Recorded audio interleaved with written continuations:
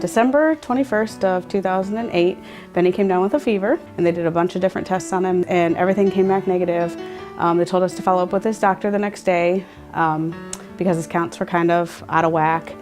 So we went to the doctor the next day, and he pretty much thought it was mono and told us to come back in 2 weeks. And so Benny continued to have fevers throughout the whole 2 weeks at night. He just continued to go downhill.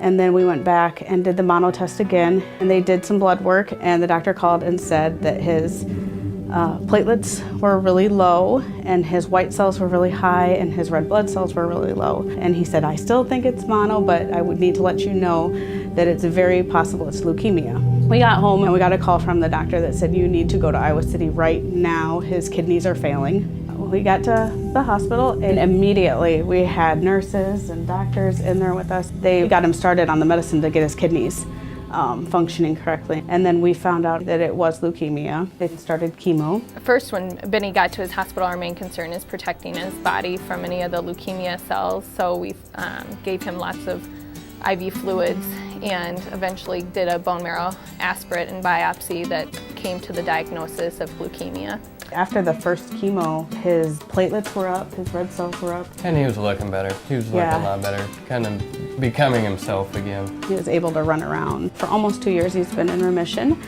He loves to do everything little boys and kids like to do. Benny's great. From the first day I met Benny, he's just really been an awesome kid. He's really been wonderful throughout all of his treatments and comes with a smile every time he comes to clinic. It's a real pleasure to take care of Benny. The care was phenomenal. All the nurses just adored him and let him play and let him be a kid. He seemed very, very relaxed on the floor, but yet you could tell the nurses and doctors and everybody were very confident in what they do. You know, and you could trust anybody there that was working the floor. And then there'd be people that come in and sing with them, and you know, music time, and there's always activities going on. We were treated really respectfully. Everything was explained to us in language that we understood. I wouldn't want him to be anywhere else because they have the experience to know what to do. They have the research. I would travel.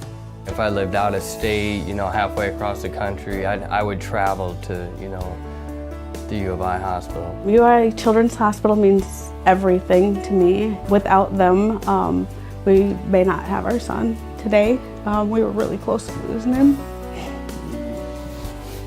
We were really close to losing him. I don't think we could ever thank you guys enough for what you've done. I would never take Benny anywhere else.